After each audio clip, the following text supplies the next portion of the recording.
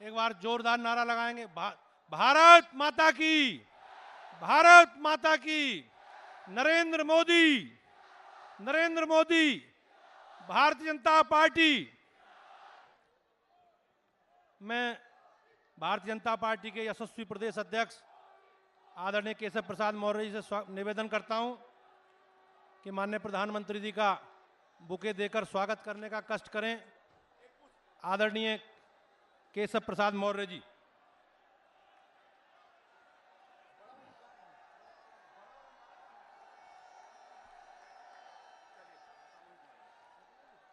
सामूहिक रूप से सभी मंचासीन हमारे पदाधिकारी गणों से निवेदन है, सभी माननीय सांसद विधायकों से, कि सामूहिक रूप से बड़ी माला से माननीय प्रधानमंत्री जी का स्वागत करने का कष्ट करें।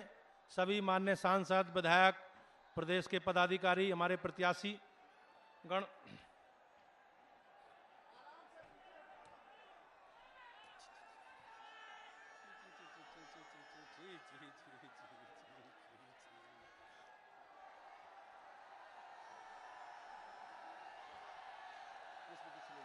मुझे क्या करना है?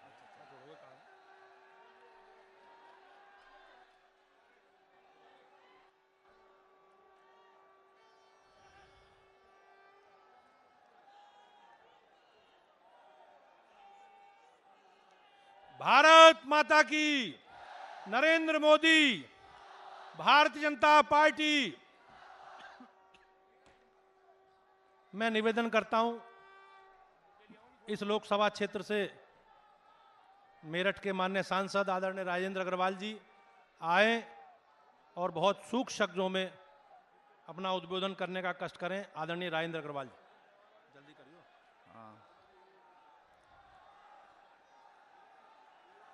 विजय शंखनाद रैली में पधारे हमारे श्रद्धेय प्रधानमंत्री परम आदरणीय नरेंद्र मोदी जी, हमारे प्रदेश के अध्यक्ष आदरणीय केशव मौर्य जी, पूर्व अध्यक्ष आदरणीय डॉक्टर लक्ष्मीकांत वाजपेयी जी, मंचासीन सभी सम्माननीय पदाधिकारीगण, माननीय सांसदगण, माननीय विधायकगण, सभी आदरणीय प्रत्याशी बंधुओं, यहाँ उपस्थित सभी मेरे आदरणीय बहनों और भाइयों, मेरठ की इस क्रांति भूमि पर मैं अपनी ओर से तथा क्षेत्रीय जनता की ओर से माननीय प्रधानमंत्री जी का हार्दिक स्वागत करता हूं। इस समर्थ देश को अपनी सांस्कृतिक विशेषता तथा गौरवपूर्ण इतिहास के अधिष्ठान पर स्वाभिमान पूर्वक खड़ा करने वाले यशस्वी प्रधानमंत्री जी का मैं स्वागत करता हूं। वोट बैंक की बांटने वाली राजनीति के अंधकार से देश को निकालकर सबका साथ, सबका विकास की जोड़ने वाली राजनीति का सूर्योदय करने वाले तेजस्वी प्रधानमंत्री जी का मैं हार्दिक स्वागत करता हूं। शासन सत्ता निजी उपभोग के लिए नहीं, जनता जनार्दन की सेवा के लिए है।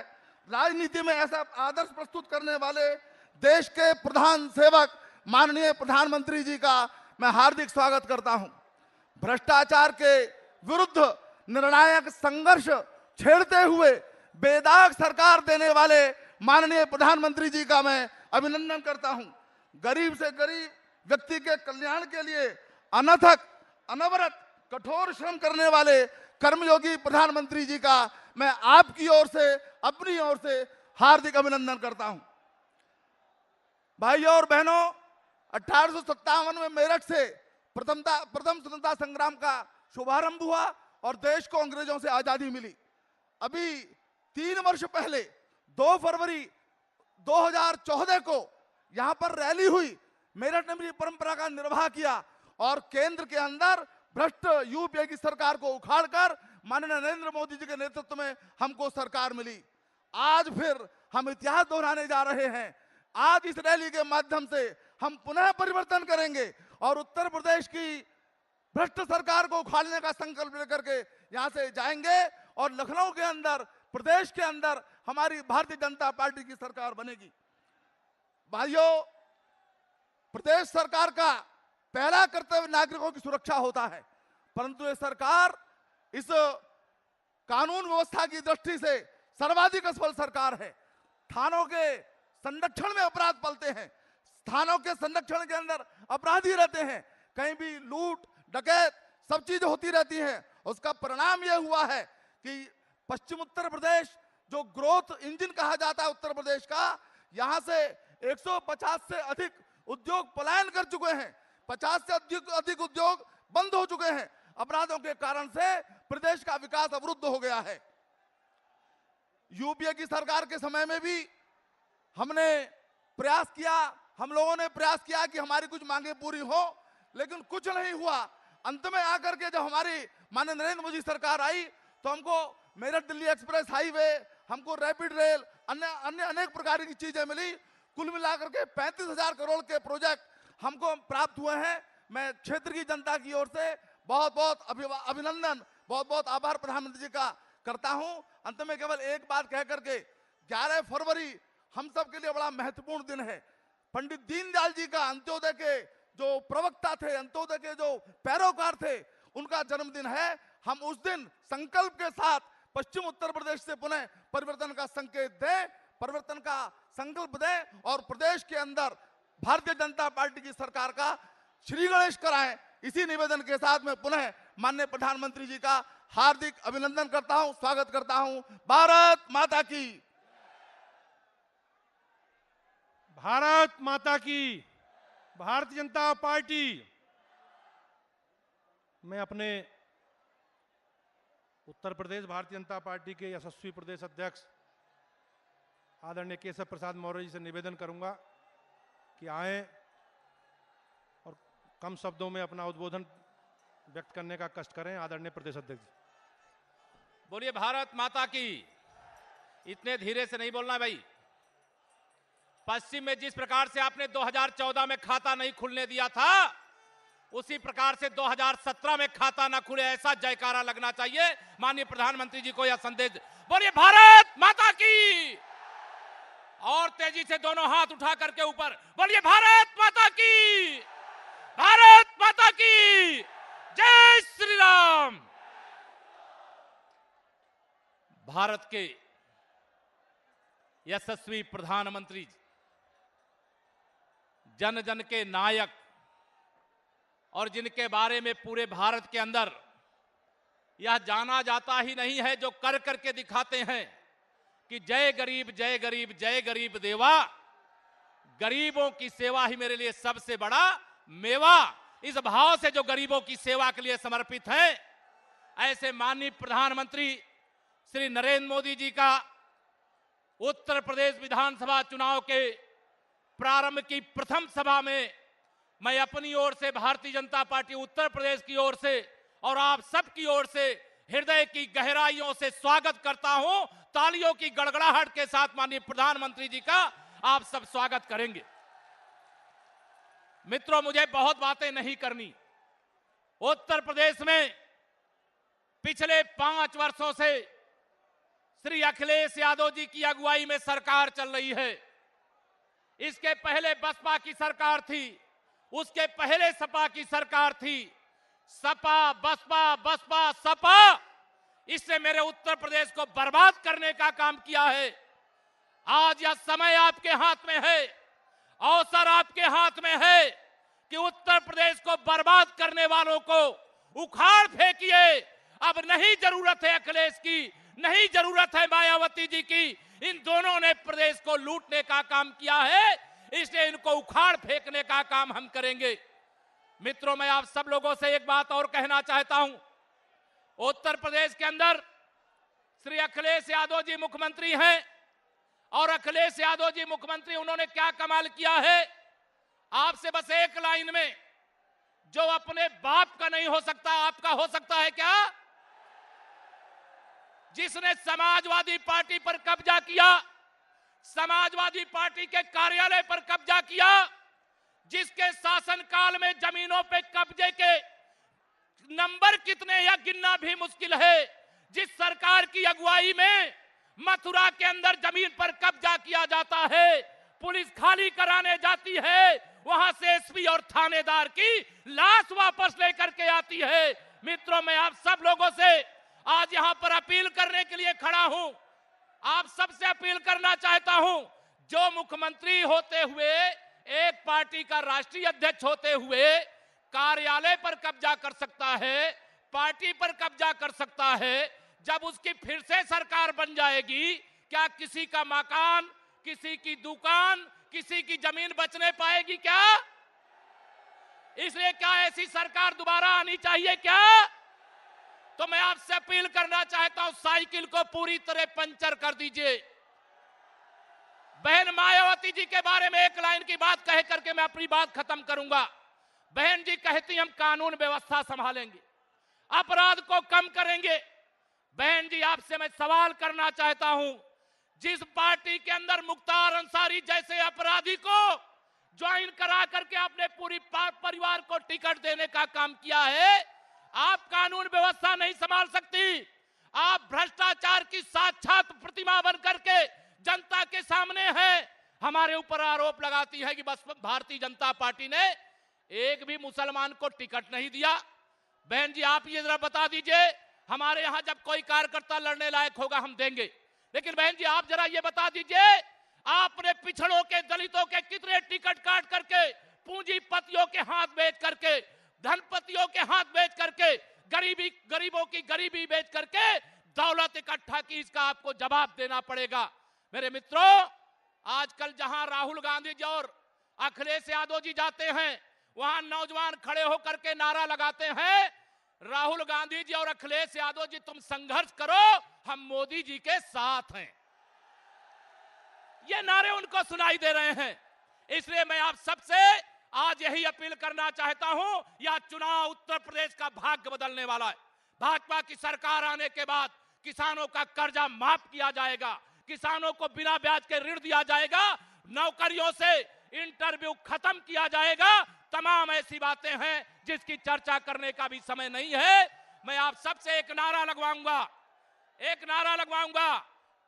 11 फरवरी को जाइएगा सबको भूल, 11 फरवरी को जाइएगा सबको भूल, याद रखिएगा माननीय नरेंद्र मोदी और कमल का। बस यही अपील करके आप सबको बहुत बहुत नमन करता हूं। सॉरी, 11 फरवरी, मैं कंफ्यूजन हो गया, 11 फरवरी को जाइएगा सबको, क्या बोल, 11 ही बोल रहा हूं, नहीं मैं 11 बोल रहा हूं। 11 फरवरी को जाइएगा सबको और प्रत्येक बूथ में खिलाइएगा कमल का। बहुत बहुत धन्यवाद। भारत माता की बहुत बहुत।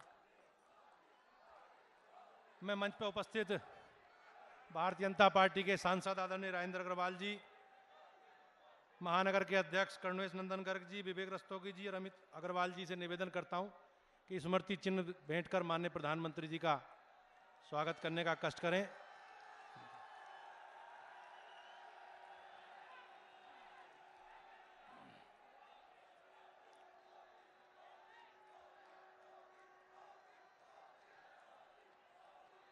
अब मैं निवेदन करता हूं, हमारे नेता, देश के प्रधानमंत्री, जिन्होंने दुनिया में हमारा सबका, भारतवासियों का मस्तक ऊंचा किया है,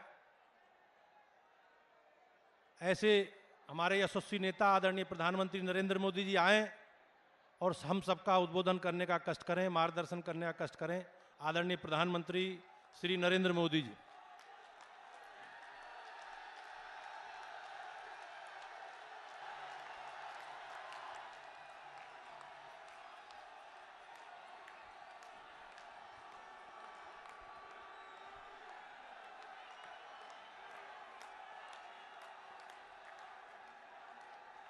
भारत माता की, भारत माता की। मंच पर विराजमान उत्तर प्रदेश भारतीय जनता पार्टी के अध्यक्ष मेरे नौजवान साथी श्रीमान केशव प्रसाद जी मौर्य, प्रदेश के पूर्व अध्यक्ष डॉक्टर लक्ष्मीकांत जी वाजपेयी, केंद्र में मंत्री परिषद के मेरे साथी डॉक्टर संजीव बालियान जी, संसद में मेरे साथी श्री राजेंद्र अग्रवाल, श्रीमान सत्यपाल सिंह, कुंवर भारतेंद्र सिंह, प्रदेश के महासचिव स्वतंत्र देव सिंह, उपाध्यक्ष अश्विनी त्यागी जी, श्रीमान भूपेंद्र सिंह, श्रीमती कांता करदम जी, करुणेश नंदन गर्ग जी, भाजपा के उम्मीदवार श्रीमान संगीत सोम, सांसद श्रीमान ओम बिरला जी, श्रीमान जसवंत सैनी जी, विजयपाल जी तोमर, श्री रविंद्र भड़ाना जी, देवेंद्र सिंह जी, श्री सत्यप्रकाश अग्रवाल, श्री जितेंद्र पाल सिंह, शिव कुमार राणा जी, श्रीमान सोमेंद्र तोमर जी, श्रीमान हरिकांत आहलूवालिया जी, श्रीमान विजयपाल कश्यप जी, योगेश धामा जी, सत्येंद्र तोमर जी, मंजू शिवाज जी,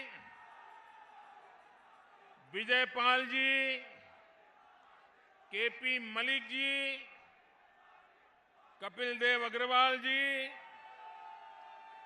उमेश मलिक जी, प्रमोद उंतवाल जी, सतवीर त्यागी जी, दिनेश खटीक जी और विशाल संख्या में पधारे हुए मेरे प्यारे भाइयों और बहनों,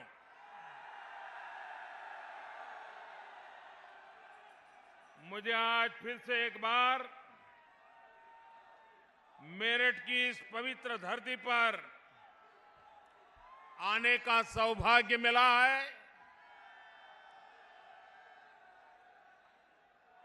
देश के आजादी के आंदोलन को देखा जाए तो 1857 का स्वातंत्र्य संग्राम इतिहास में स्वर्णिम पृष्ठ से अंकित है और जिस 1857 के स्वातंत्र्य संग्राम का बिगुल इसी मेरठ की धरती पर से बजा था। मेरा सौभाग्य है कि उत्तर प्रदेश के चुनाव का बिगुल बजाने के लिए मुझे भी मेरठ की धरती से आरंभ करने का अवसर मिला है।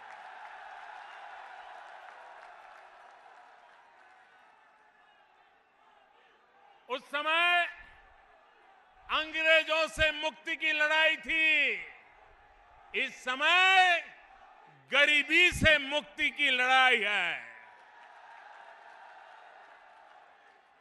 उस समय विदेशी ताकतों से खिलाफ लड़ाई थी, इस समय भ्रष्ट ताकतों के खिलाफ लड़ाई है। उस समय गैर कानूनी तरीके से हिंदुस्तान पर कब्जा करने वालों के खिलाफ लड़ाई थी, इस समय निर्दोष किसानों की जमीन कब्जा करने वाले माफियाओं के खिलाफ लड़ाई है भाइयों। और इसलिए ये लड़ाई भ्रष्टाचार कर करके, माफियागिरी करके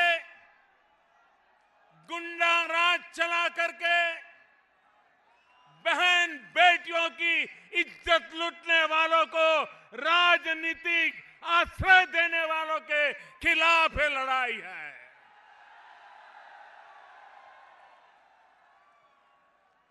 भाइयों बहनों, उत्तर प्रदेश के पास हिंदुस्तान का अव्वल दर्जा बनकर राज्य बनने का सारी ताकत पड़ी हुई है। यहां पर प्राकृतिक संसाधन है, गंगा यमुना जैसे पवित्र धाराएं हैं, हमारे मेहनत कश किसान है, संकल्पबद्ध नौजवान है, कुछ कर गुजरने का मादा रखने वाला ये उत्तर प्रदेश।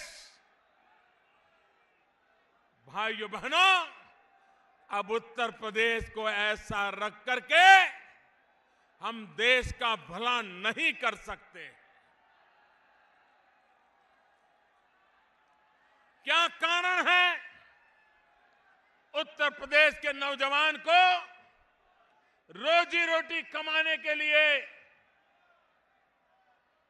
उत्तर प्रदेश छोड़ करके, बूढ़े मां बाप को छोड़ करके,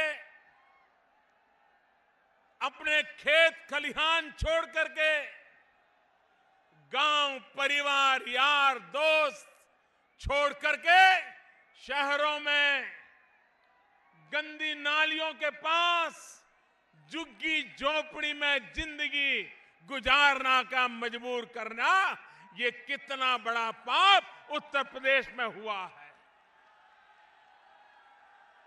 और इसलिए भाइयों बहनों, आप उत्तर प्रदेश के लोग, आपने मुझे प्रधानमंत्री बनाया।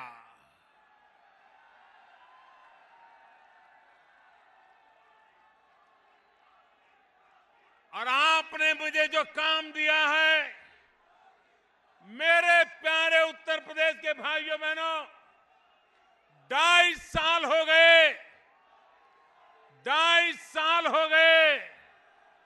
मोदी के नाम पर कोई कलंक है क्या? कोई कलंक है क्या? देश का नुकसान हुआ हो ऐसा कोई काम किया है क्या? देश को सर झुकाना पड़े ऐसा कोई काम किया है क्या?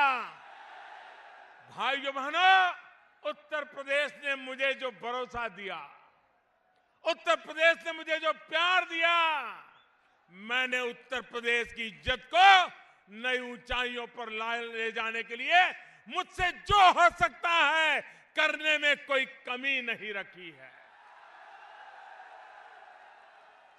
लेकिन भाइयों बहनों, उत्तर प्रदेश, मुझे उत्तर प्रदेश का अभी भी कर्ज चुकाना शेष है। 2.5 साल में दिल्ली में आपने मुझे बिठाया, बहुत सारे गरीबों के, मध्यम वर्ग के, नौजवानों के, दलित पीड़ित शोषित के, किसानों के, महिलाओं के ढेर सारे काम किए। लेकिन भाइयों बहनों, मुझे उत्तर प्रदेश के लिए कुछ और करना बाकी है।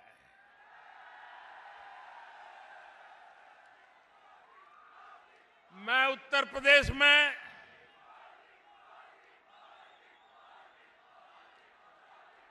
कितना ही चाहूं अच्छा करने के लिए,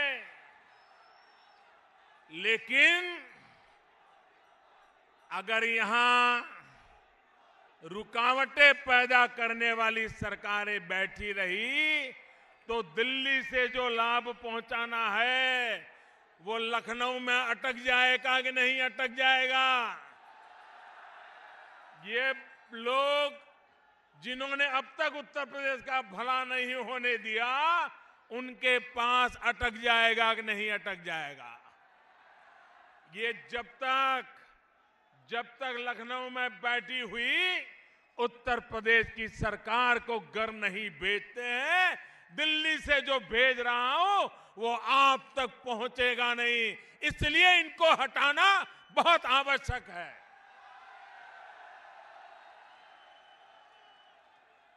भाइयों बहनों, ये हमारा मेरठ आजादी के दीवानों को जन्म देने वाली धरती, स्वातंत्र सेनानियों को जन्म देने वाली धरती,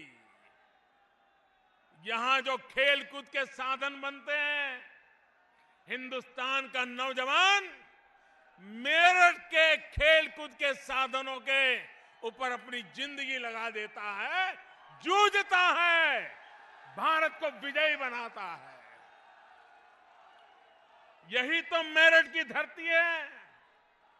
वहां पर बजने वाला बैंड हिंदुस्तान भर के लोगों को झूमने की ताकत देता है। भाइयों, ये मेरा मेरठ है। यही मेरठ पश्चिमी उत्तर प्रदेश के विकास का प्रवेश द्वार है। औद्योगिक नगरी के रूप में पूरे उत्तर प्रदेश में अपनी शान बान शान पैदा करे, इतनी ताकत मेरठ में है। लेकिन मेरठ का हाल क्या है? कोई सामान्य नागरिक शाम को जिंदा घर लौटेगा, इसकी कोई गारंटी है क्या? क्या कारण है? आए दिन हत्याएं हो रही हैं, निर्दोष व्यापारियों को मार दिया जा रहा है, निर्दोष नागरिकों को मार दिया जा रहा है। और ये मामला सिर्फ मेरठ का नहीं है।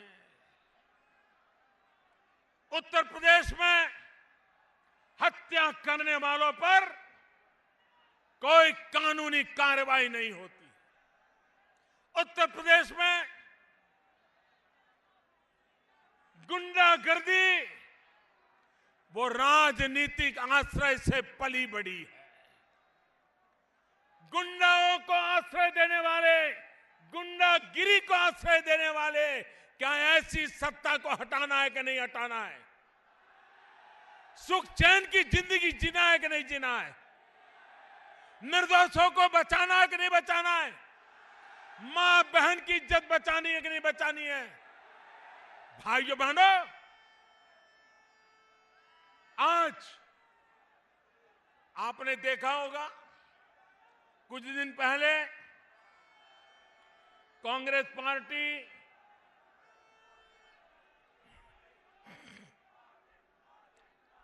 गांव-गांव जाकर के यात्राएं निकाल करके उत्तर प्रदेश को कैसे लूटा जा रहा है उस पर भाषण दे रहे थे कि नहीं दे रहे थे? ये कांग्रेस वाले एक रथ यात्रा निकाल करके गांव-गांव जाकर के ये सपा को गालियां दे रहे थे कि नहीं दे रहे थे? उत्तर प्रदेश सरकार को बदनाम कर रहे थे कि नहीं कर रहे थे? उत्तर प्रदेश की सरकार गुंडागिर्दी करती है वो कहते थे कि नहीं कहते थे? ये लोग बेईमान है ऐसा कहते थे कि नहीं कहते थे? इन लोगों ने उत्तर प्रदेश को बर्बाद किया ये कहते थे कि नहीं कहते थे? रातों रात ऐसा क्या हो गया कि आप उनके गले लग गए?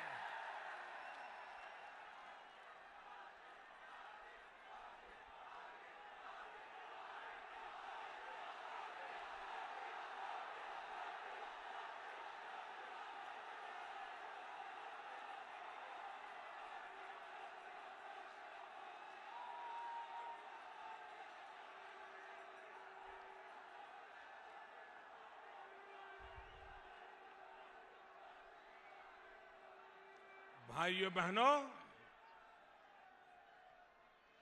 राजनीति में गठबंधन तो हमने देखे हैं, लेकिन ऐसा गठबंधन पहली बार देखा जो सुबह शाम एक दूसरे के खिलाफ, और आज से नहीं, पिछले कई दशकों से एक दूसरे को खत्म करने के लिए कोई मौका नहीं छोड़ते थे, आज गले लग करके बचाओ बचाओ बचाओ।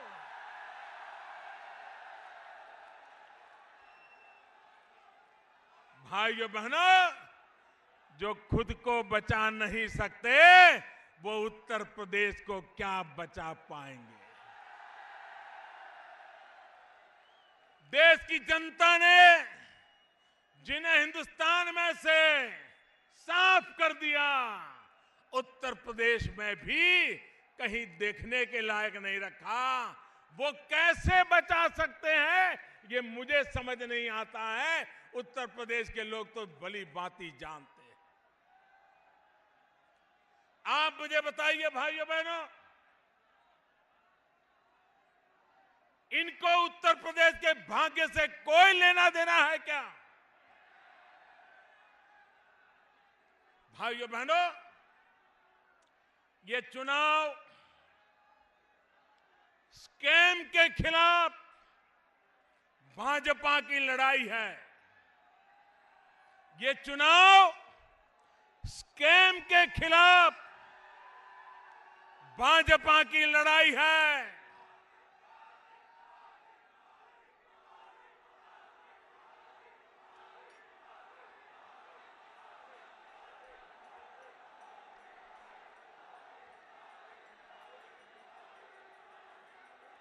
स्कैम, घोटाले, स्कैम के खिलाफ ये भाजपा की लड़ाई है। और स्कैम का मेरा मतलब है SCAM। स्कैम का मतलब है SCAM। ये स्कैम के खिलाफ भाजपा की लड़ाई है। स्कैम का मतलब है S Samajwadi, C Congress, A Akhilesh, M Mayawati.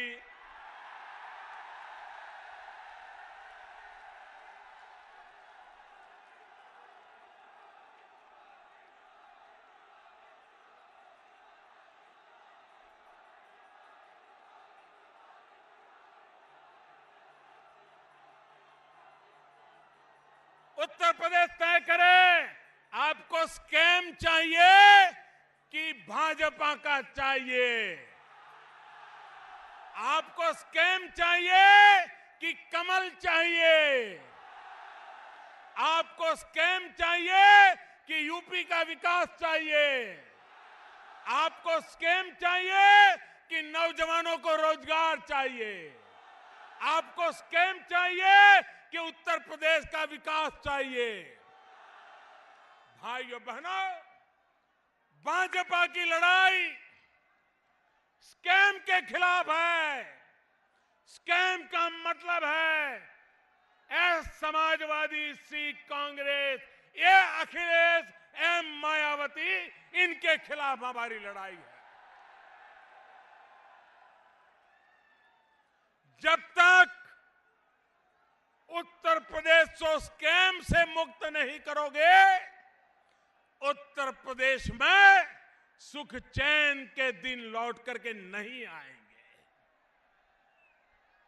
और इसलिए भाइयों बहनों, मैं आपके पास विशेष आग्रह करते हुए आया हूं। मैं जरा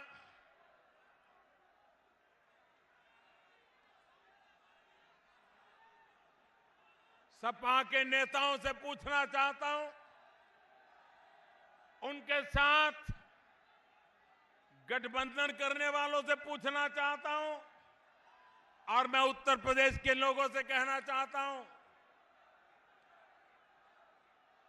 दिल्ली से मैं उत्तर प्रदेश की कितनी ही मदद करना चाहूं, लेकिन अगर इस सरकार में दम नहीं होगा, इस सरकार में इरादा नहीं होगा, तो या तो वो रुपये कहीं और चले जाएंगे या फिर वो रुपये ऐसे ही पड़े पड़े सड़ जाएंगे।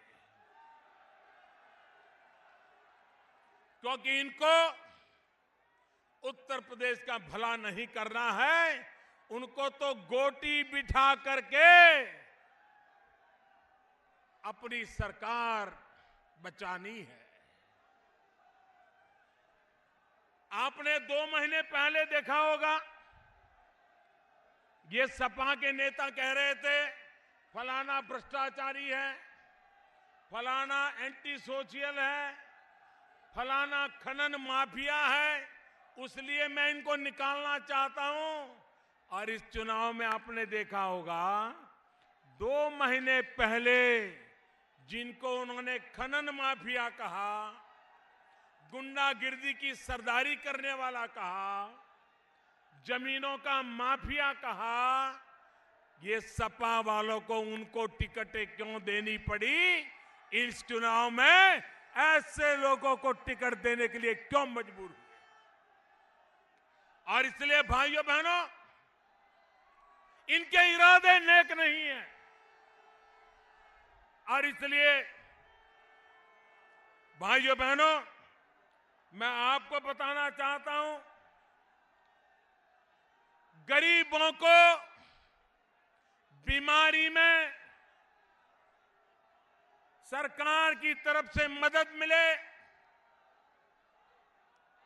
माताओं बहनों को बीमारी में मदद मिले, इसलिए भारत सरकार ने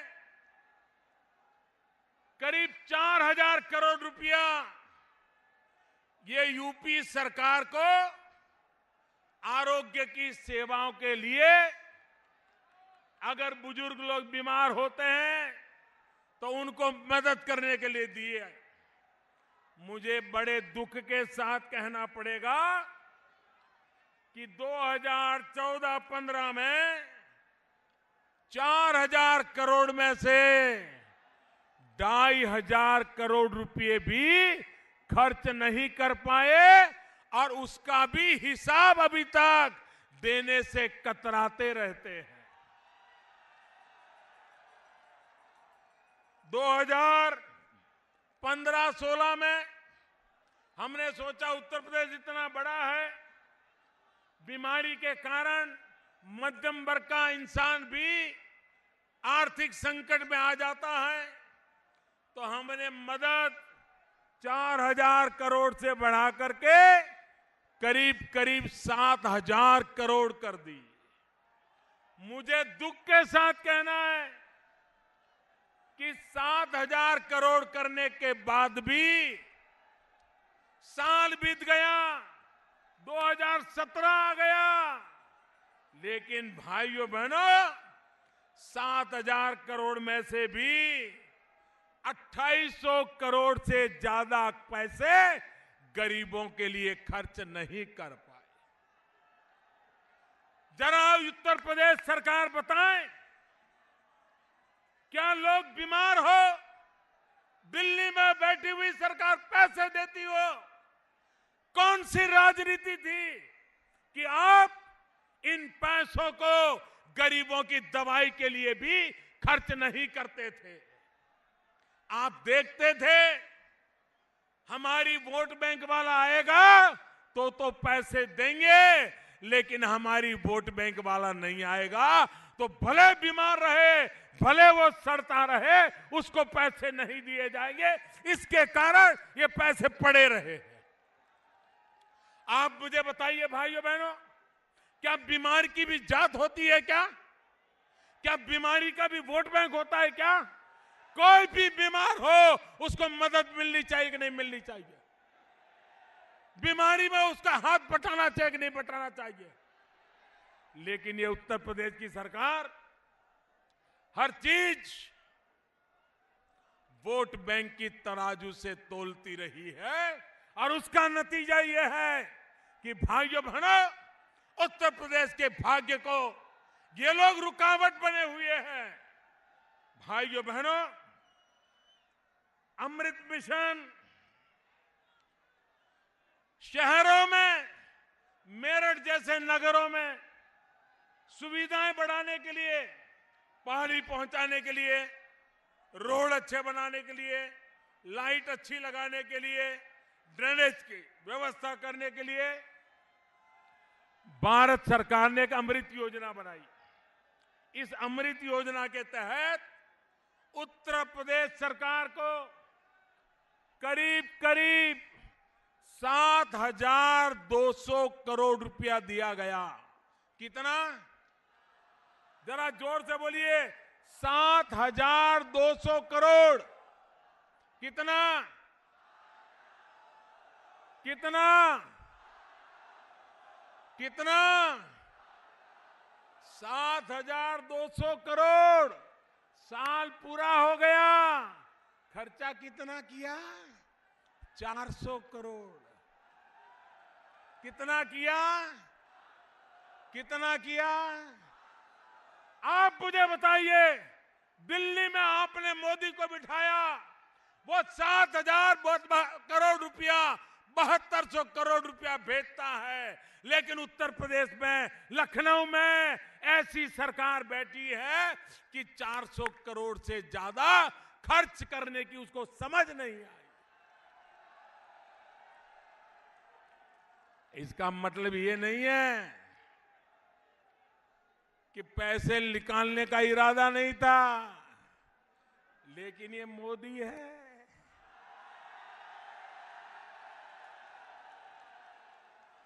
पाई पाई का हिसाब मांग रहा था। हर बारी चीज पूछ रहा था। उत्तर प्रदेश की सरकार का पसीना छूट रहा था। उनको लग रहा था कि मोदी से पैसे तो लेने हैं, लेकिन हिसाब देना नहीं है। वो दिन चले गए। 7200 करोड़ रुपया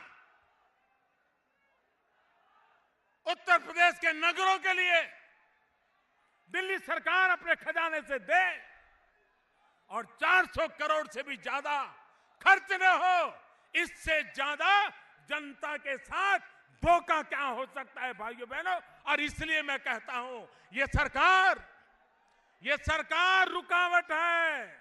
ये रुकावट को हटाना है, तब जाकर के विकास की संभावना है।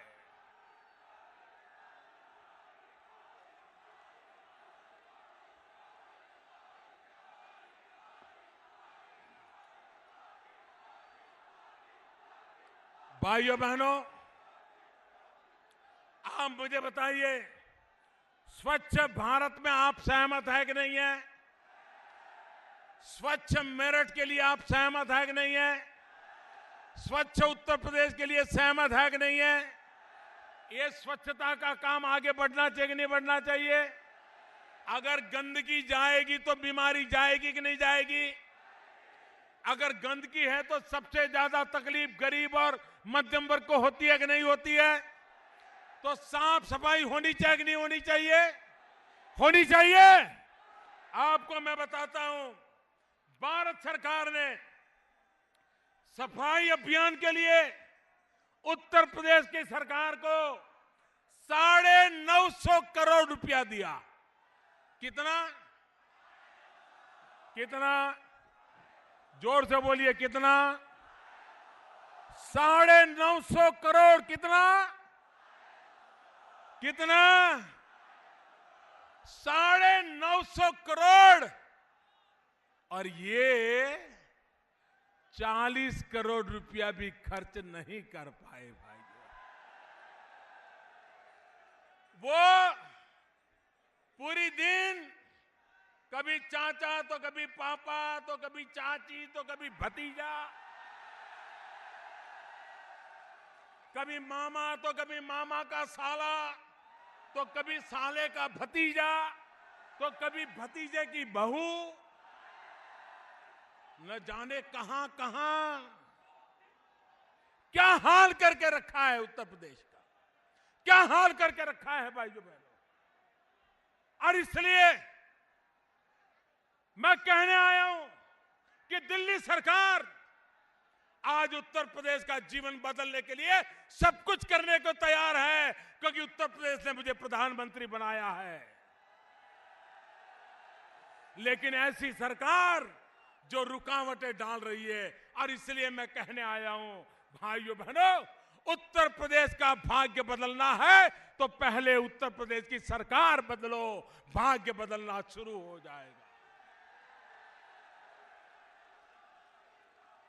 भाइयों बहनों, इन दिनों मैं चाहता हूं हर परिवार को अपना घर होना चाहिए कि नहीं होना चाहिए। आजादी के 70 साल के बाद हर परिवार का अपना घर होना चाहिए कि नहीं होना चाहिए। गरीब को भी अपना घर होना चाहिए कि नहीं होना चाहिए। मध्यम वर्ग के व्यक्ति को भी अपना घर होना चाहिए कि नहीं होना चाहिए। सुख चैन से परिवार जी सके ऐसी व्यवस्था होनी चाहिए कि नहीं होनी चाहिए।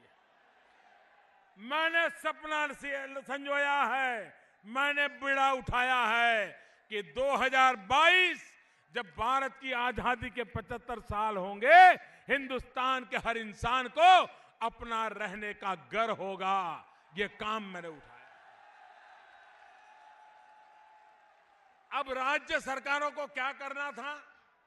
राज्य सरकारों को सिर्फ लोगों से, इस कैटेगरी में जो लोग आते हैं उनसे अर्जी लेनी थी, उसकी छानबीन करनी थी और वो सूची भारत सरकार को भेजनी थी। आज मुझे दुख के साथ कहना पड़ रहा है कि भारत सरकार बार बार उत्तर प्रदेश सरकार को चिट्ठी लिखती रही कि मकान के लिए लाभार्थियों की सूची दीजिए। भाइयों बहनों, महीनों तक चिट्ठी का जवाब भी नहीं दिया। काम करने की तो बात छोड़िए, एक भी नाम नहीं दे पाए। आखिरकार हमने फैसला किया कि भारत सरकार के गांव-गांव में जो कम्युनिटी सर्विस सेंटर है, वहां जो लड़के काम कर रहे हैं उनको बताया जाए कि आप अर्जियां लेना शुरू कर दीजिए। और जब भारत सरकार ने सीधी अर्जियां लेना शुरू कर दिया, हजारों लोग अर्जियां देने लगे, तब उत्तर प्रदेश की सरकार डर गई। उसको लगा ये मोदी तो सीधा काम कर रहा है, लोगों से सीधा पहुंच रहा है। तो फिर सोते हुए जाग गए और सूची तैयार करने लगे। आप मुझे बताइए, क्या 24 घंटे राजनीति करते रहोगे? क्या उठापटक करते रहोगे? किसको गिराओगे, किसको गले लगाओगे, यही करते रहोगे क्या?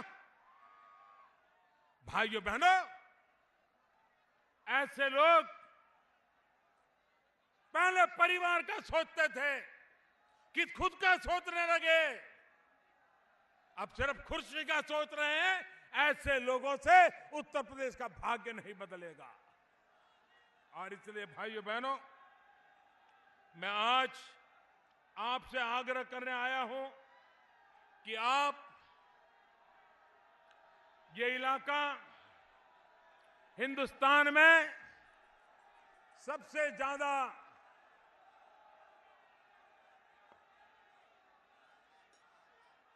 गन्ने की खेती करने वाला मेरा किसान,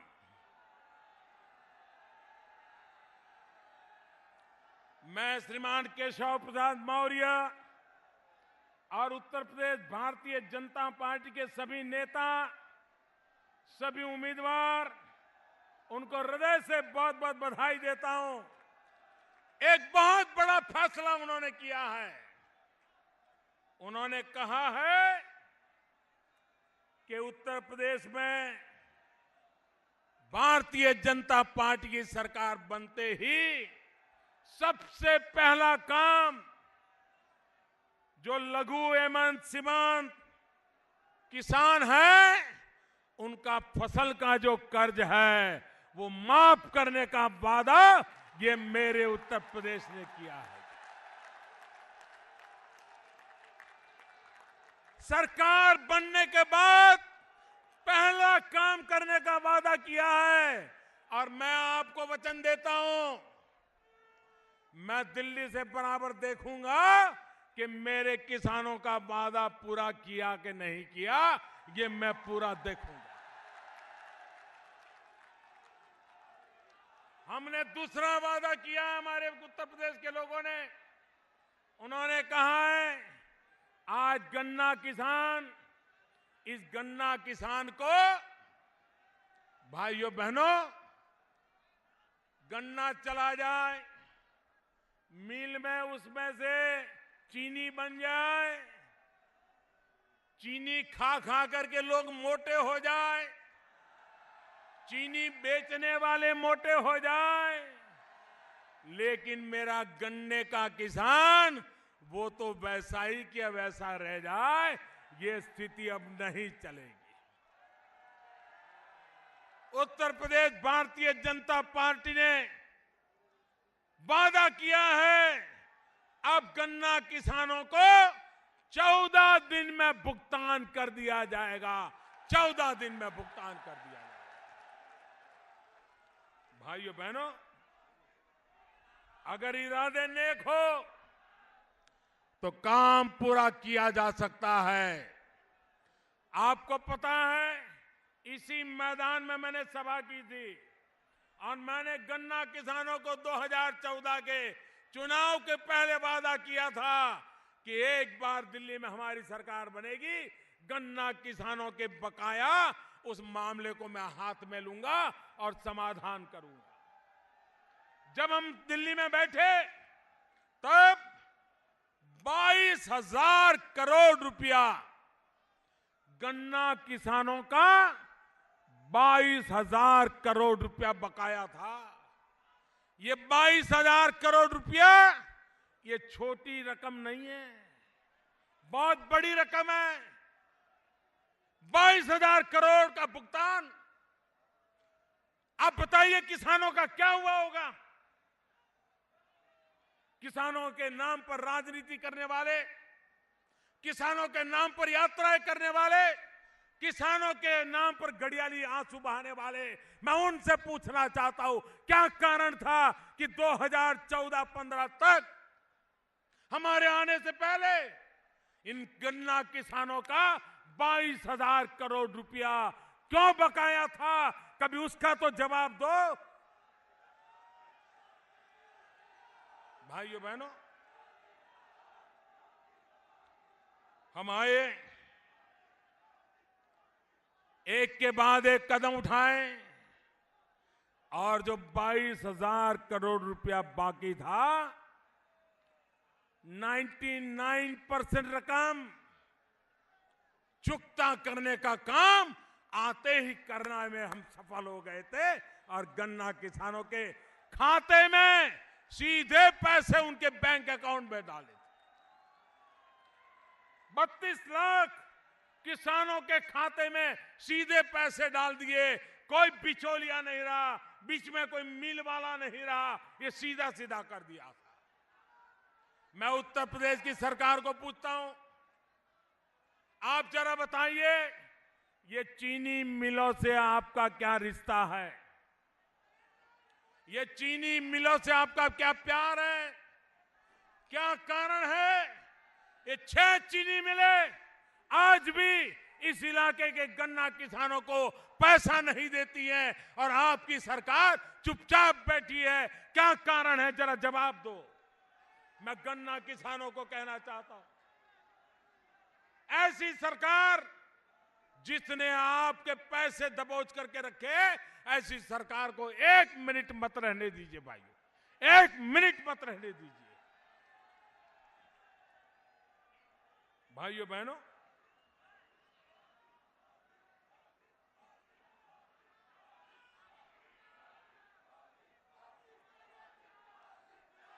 उत्तर प्रदेश में भी धान की खेती होती है, उत्तर प्रदेश में गेहूं की खेती होती है।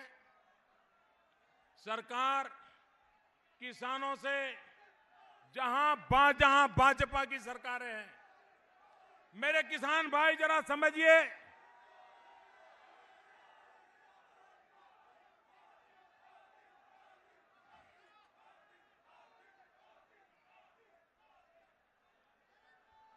जहां जहां भारतीय जनता पार्टी की सरकारें हैं,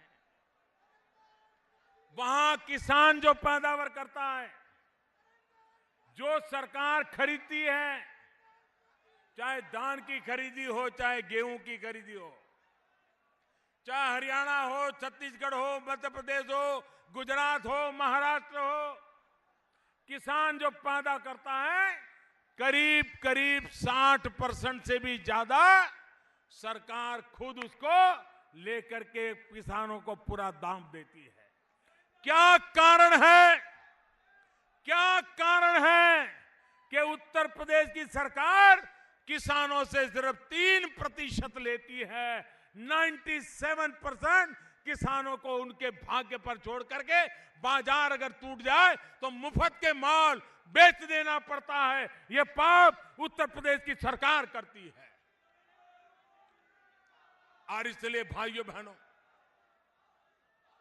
मैं आज आपसे आग्रह करने आया हूं कि उत्तर प्रदेश में ये जो स्कैम का खेल चल रहा है उसको पहचानिए, और ये स्कैम का खेल हमेशा हमेशा के लिए उत्तर प्रदेश में नेस्त नाबूद हो जाए, उसके लिए आप लोगों ने इस चुनाव में अपने वोट का सही उपयोग करके परिवर्तन लाना होगा। भाइयों बहनों,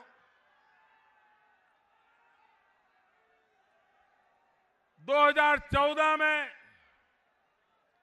जिन लोगों का पराजय हुआ, सत्ता के सपने चूर चूर हो गए, हंग पार्लियामेंट बनेगी तो अपनी दुकान चलेगी, ये जो सोच रहे थे उन सबकी नैया डूब गई। और इसलिए हर चीज का विरोध करना। आप मुझे बताइए साहब, 40 साल से हमारे देश में 40 साल से वन रैंक वन पेंशन, हमारे फौजी भाई बहन वन रैंक वन पेंशन, इसके लिए मांग कर रहे थे। ये दिल्ली में कांग्रेस के नेता फौजियों की मीटिंग करते थे, फोटो निकलवाते थे, टीवी पर लाइव शो करते थे, फौजियों को गुमराह करते थे। वन रैंक वन पेंशन के नाम पर 40 साल से झूठ बोला गया। 40 साल तक फौजियों की आंखों में धूल झोंकी गई।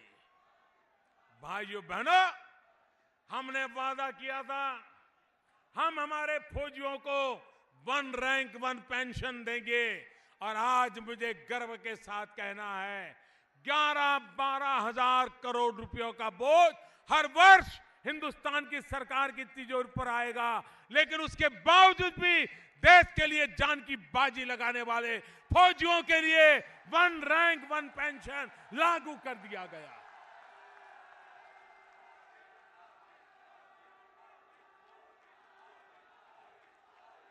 मैं देश के फौजियों से कहना चाहता हूं, आजादी के बाद आज पहली बार देश में ऐसी सरकार आई है जो फौजियों के लिए जीना मरना भी जानती है, जो फौजी देश के लिए जीना मरना जानते हैं। भाइयों बहनों, आज तक हमने हमारी फौजियों की ताकत को कम आंका, उनकी बहादुरी को कम आंका, और दुश्मन लोग आकर के अंधेरी रात में हमारे फौजियों को मार के भाग जाए और देश के फौजी चुपचाप हाथ पर हाथ धरे रह करके बैठे रहना पड़ता था। बगल में बंदूक हो तो भी बंदूक चलाने का उसको इच्छा हो तो भी नहीं कर पाता था। वातावरण ऐसा बना दिया गया था, फौजियों को मारा जा रहा था। भाइयों बहनों, मैंने फौजियों से बात की, समझने का प्रयास किया, उनके मन के इरादे को जानने का कोशिश किया। और जब हमारी फौज ने सर्जिकल स्ट्राइक की, दुनिया के बड़े बड़े देश अभी अध्ययन कर रहे हैं ये कैसे हुआ। इतना बड़ा ऑपरेशन और पाकिस्तान की धरती पर जाकर के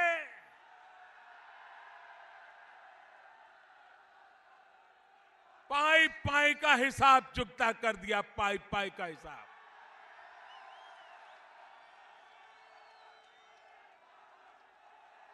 देश की सेना दुर्बल नहीं है, देश की सेना दुर्बल नहीं है। अगर फैसले मजबूत होंगे तो देश की सेना पराक्रम दिखा सकती है। ये हमने सर्जिकल स्ट्राइक में देखा।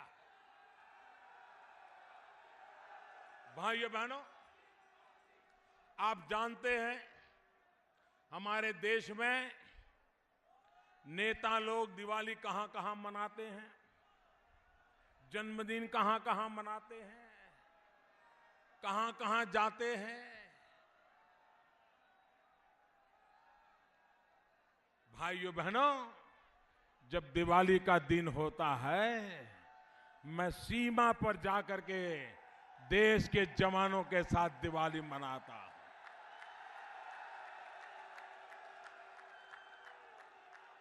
इस दिवाली में मैं चीन की सरहद पे गया था, हमारे सुरक्षा बलों के साथ दिवाली मना रहा था, चाय पान कर रहा था, उनके साथ गप्पे गोष्ठी कर रहा था। तो एक बड़ी आयु के सरदार मेरे पास आए, बोले साहब मेरा एक काम करिए। मैंने कहा क्या? बोले मेरी उम्र हो गई है, बहुत साल फौज में काम किया, अब निवृत्त होने वाला हूं, तो मुझे लगा कि शायद वो कहेंगे कि निवृत्ति के बाद कुछ मेरे लिए सोचना, या मेरे बच्चे बड़े हो गए हैं उनके लिए सोचना। मैंने उनसे कहा बताइए साहब क्या कहना है आपको, क्या कहना चाहते हैं? उन्होंने कहा मेरी एक इच्छा है। देखिए मेरे देश के फौज का मिजाज देखिए। उन्होंने कहा मेरी एक इच्छा है। मैंने कहा क्या? बोले मुझे भी पाकिस्तान की सीमा पर ड्यूटी दे दो, एक और सर्जिकल स्ट्राइक का मौका दे दो। निवृत्त होने से पहले मैं मां भारती के लिए कुछ करके जाना चाहता हूं, मुझे मौका दे दो। भाइयों बहनों, जिस देश के पास ऐसी फौज हो, ऐसे फौजी हो, उनके लिए 1 रैंक 1 पेंशन देना हम अपना कर्तव्य मानते हैं, जो कर्तव्य हमने पूरा किया।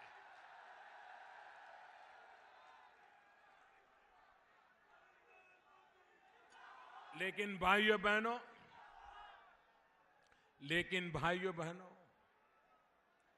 ये देश का दुर्भाग्य देखिए। देश की सेना के पराक्रम पर भी राजनीति के चश्मे से देखने वाले लोग उस पर भी शक करने लग गए, सेना को सवाल करने लग गए। सर्जिकल स्ट्राइक हुआ था कि नहीं हुआ था? आप अंदर गए थे कि नहीं गए थे? अंदर जाकर के किसी को मारा था कि नहीं मारा था? कुछ लोगों को तो इस बात का दुख था कि भाई सर्जिकल स्ट्राइक हुई, लेकिन ऐसा क्या कारण है कि हिंदुस्तान का कोई जवान मरा ही नहीं? उनको दुख इस बात का था कि मेरे सारे जवान जिंदा वापस आए, इसका दुख था। क्या ऐसे लोगों को देश की राजनीति करने का हक है क्या? देश का जवान जिंदा क्यों वापस आया, इसकी जिनको पीड़ा होती है, ऐसे लोगों को देश के नाम पर राजनीति करने का हक है क्या? भाइयों बहनों, राजनीति इतनी नीचे ले गए और इसलिए भाइयों बहनों, मैं आज मेरठ की धरती पर यह अनुरोध करने आया हूं, उत्तर प्रदेश को विकास की नई ऊंचाइयों पर ले जाना है, हर खेत को पानी पहुंचाना है, हर नौजवान को हाथ में हुनर देना है, माताओं बहनों को सुरक्षा देनी है। और इसलिए मेरे भाइयों बहनों, उत्तर प्रदेश में परिवर्तन जरूरी है।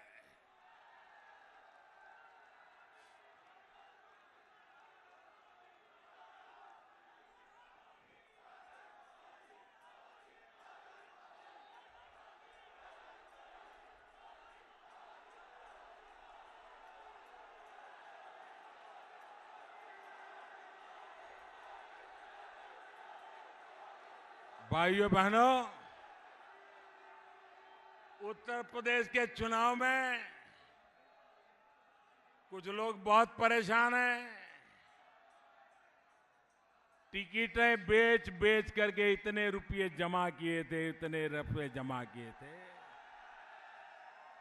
कमरे के कमरे नोटों के बंडलों से भरे पड़े थे। बेईमानी करने वालों ने भी बड़ी बड़ी नोटों के बंडल रखे थे। 8 नवंबर रात को 8 बजे ये 70 साल का जमा किया हुआ माल बैंकों में जाने के लिए मजबूर हो गया।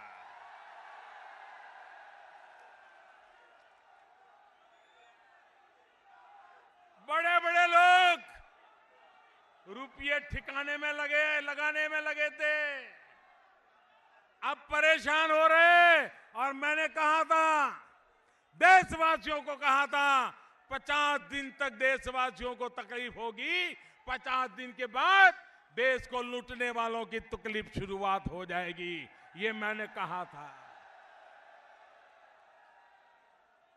अब उनको पता चल रहा है कि बैंक में तो जमा कर दिया लेकिन फंस गए। सारा पता चल रहा है कहां से आया कहां गया। बैंक के अफसर जेल जा रहे हैं, बैंक के मुलाजिम जेल जा रहे हैं। ये कांग्रेस पार्टी, जरा जवाब दे कांग्रेस पार्टी, नोटबंदी का विरोध करने वाली कांग्रेस पार्टी से मैं सवाल पूछना चाहता हूं। कर्नाटक में उनके एक मंत्री के घर से 150 करोड़ रुपया पकड़ा गया, क्या कारण है? क्या कारण है? अभी तक वो मंत्री बना हुआ है, क्या कारण है उसको मंत्री पद से हटाया नहीं गया? क्या कारण है? ये काले धन वाले खुलेआम घूम रहे हैं। आप मुझे बताइए, देश का चोरी का माल गरीबों के काम आना चाहिए कि नहीं आना चाहिए? ये लूटा है वो निकलना चाहिए कि नहीं निकलना चाहिए? गांव गांव गरीब को मिलना चाहिए कि नहीं मिलना चाहिए? गांवों में विकास होना चाहिए कि नहीं होना चाहिए? गरीब के बच्चों को शिक्षा होनी चाहिए कि नहीं होनी चाहिए? ये बेईमानी का पैसा गरीबों की भलाई के काम आना चाहिए कि नहीं आना चाहिए? भाइयों बहनों, मैं 8 नवंबर को जानता था कि निर्णय सरल नहीं है। जिसके पास पैसे हैं वो सारे मेरे दुश्मन बन जाएंगे, ये मुझे उसी दिन पता था। जिन्होंने लूटा है वो सारे मिल जाएंगे। आज मैं देख रहा हूं ये सारे मिलकर के तूफान खड़ा कर रहे हैं कि मोदी ने हमें लूट लिया, अब मोदी को गिरा के रहेंगे।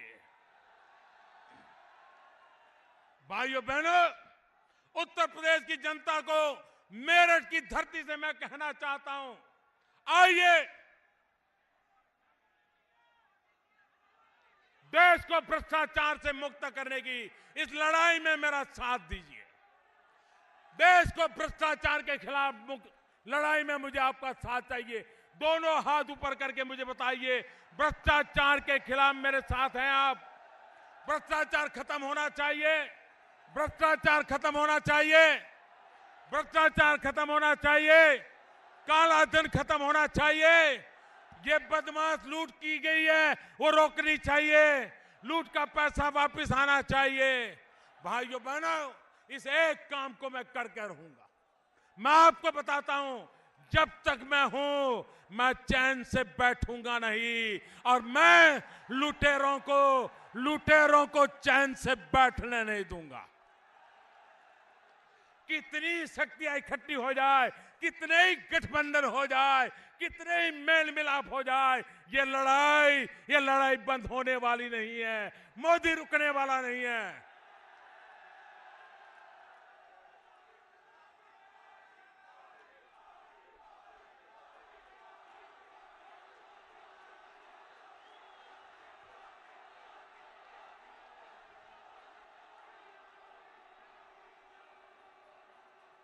इस बजट में भी देखा आपने, हमने सारा शक्ति मध्यम वर्ग के परिवारों की भलाई के लिए, गरीब वर्ग परिवारों को भलाई के लिए पूरा बजट 10 लाख करोड़ रुपया किसानों के लिए।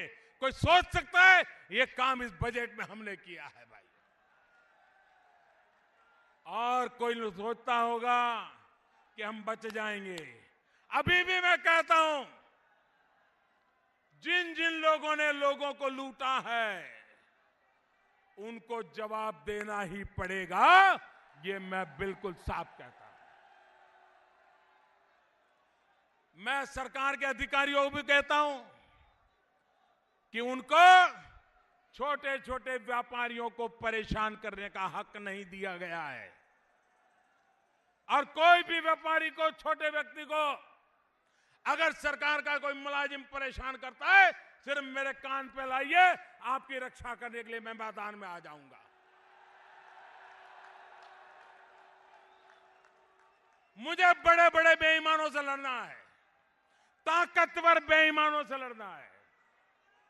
मुझे मोहल्ले की कुश्ती नहीं करनी है, मुझे तो बड़े बड़े ताकतवरों को खेलना है, तभी सफाई होगी। मुझे ऊपर सफाई करनी है, उस पर मैं लगा हुआ हूं, और इसलिए छोटे छोटे गांव के व्यापारियों को परेशान करना ये मेरी सरकार को मंजूर नहीं है, ये हमें मंजूर नहीं है। और इसलिए भाइयों बहनों, ये आप मुझे आशीर्वाद दीजिए, देश को भ्रष्टाचार से मुक्त करने के लिए आशीर्वाद दीजिए, देश को काले धन से मुक्त करने के लिए आशीर्वाद दीजिए, देश को बेईमानों से मुक्त करने के लिए आशीर्वाद दीजिए, देश को माफियाओं से मुक्त करने के लिए आशीर्वाद दीजिए, देश को जमीन हड़पने वालों से मुक्त करने के लिए आशीर्वाद दीजिए, उत्तर प्रदेश को बचाने के लिए आशीर्वाद दीजिए, उत्तर प्रदेश को बनाने के लिए आशीर्वाद दीजिए, उत्तर प्रदेश को नई ऊंचाइयों पर ले जाने के लिए आशीर्वाद दीजिए, और भारतीय जनता पार्टी को भारी बहुमत से विजयी बनाइए। यही मेरी आप सबसे प्रार्थना है। दोनों हाथ बंद करके मेरे साथ बोलिए, भारत माता की, भारत माता की, भारत माता की। बहुत बहुत धन्यवाद। परिवर्तन संकल्प रैली में आए हमारे यशस्वी प्रधानमंत्री श्रद्धेय श्री नरेंद्र मोदी जी एवं हमारे प्रदेश अध्यक्ष श्री केशव प्रसाद मौर्य जी एवं सभी आगंतुक महानुभावों का मैं मेरठ महानगर की ओर से और यहाँ पर उपस्थित सभी जनता की ओर से हार्दिक धन्यवाद और आभार व्यक्त करता हूँ। दूर दराज के विधानसभाओं से आए हुए सभी विधायक प्रत्याशियों का मैं आभार व्यक्त करता हूँ, और जो आप सब लोग इतनी देर से यहाँ पर अपने हृदय सम्राट यशस्वी प्रधानमंत्री नरेंद्र मोदी जी के अमृत वचनों का श्रवण कर रहे हैं, मैं आप सभी का भी हृदय की गहराइयों से आपका धन्यवाद ज्ञापित करता हूं। और आप सब लोग जिस प्रकार से व्यवस्था बनाते हुए यहाँ पर आए, उसी प्रकार से अपने अपने गंतव्य स्थल की ओर प्रस्थान करेंगे, ऐसा मेरा विश्वास है। मेरे सभी कार्यकर्ता बंधु जो यहाँ पर लगे हुए हैं, मैं उनसे भी अनुरोध करता हूँ कि वे अपने अपने संसाधनों का उपयोग करते हुए जितनी जनता जनार्दन यहाँ पर आई है उसको वापस ठीक प्रकार से जाने दें। विशेष रूप से मैं आभार व्यक्त करता हूं। अपने जो पार्किंग की व्यवस्था देख रहे हैं, मेरठ महानगर के महामंत्री श्री कमल दत्त शर्मा जी का आभार व्यक्त करता हूं। हमारी सुरक्षा व्यवस्था में लगे हुए श्री आशीष प्रताप जी और वीनस शर्मा जी का, हमारे महापौर श्री हरिकांत अहलूवालिया जी का, जिनके पूरे नगर निगम की टीम और इनके उपदल नेता श्री सेन